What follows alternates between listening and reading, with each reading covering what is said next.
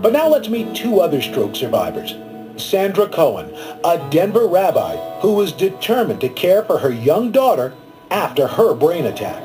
And Dr. Marc Davis, an astrophysicist and professor at the University of California at Berkeley, who has struggled to learn to walk, work, and ski again after a series of strokes.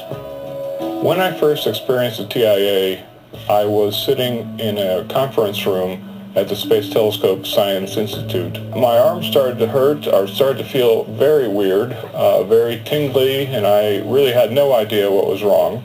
They were very concerned about me. They said, "You've got to see a doctor right away, and you'll get to the bottom of what these TIAs are." 3 months later, Marc suffered a stroke that kept him in the hospital for nearly 3 months. He wasn't even sure he would ever walk, talk, or teach again. I was there for 11 weeks. It was pretty devastating because I couldn't move anything. The amount of time that one spends on thinking how to do these very simple things is unbelievable. The right arm is still, to this day, completely useless. And I constantly think, you know, if I could just cut off my arm at the elbow, I wouldn't have this dead weight with me all the time. Thanks to intense therapy, Marc is back teaching at UC Berkeley and skiing with his family. I said, God damn it, I'm going to learn to ski again. Marc's advice to anyone who thinks they're having a stroke? Get to a hospital right away. I just did not take it seriously, and I should have.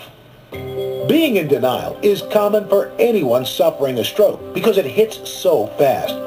Rabbi Sandra Cohen was only 35 when she had a stroke. So I had my stroke on January 11th, 2002. I was married and I was a young solo rabbi. As I recall, I was writing on the computer at the time, and I started seeing funny and started experiencing things weirdly. Rabbi Cohen quickly called 911 and was taken to a hospital. They gave me TPA, which dissolved the clot that was going on. And so I wasn't actually left with a lot of with a tremendous amount of permanent injury. I was left with some limp. I was left with some slight slur.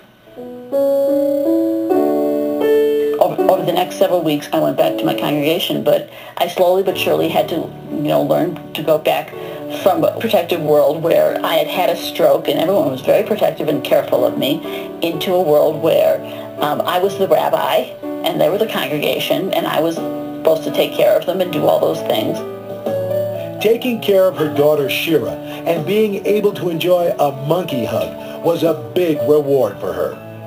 It just feels like the greatest thing in the world to have her surrender her full weight into me.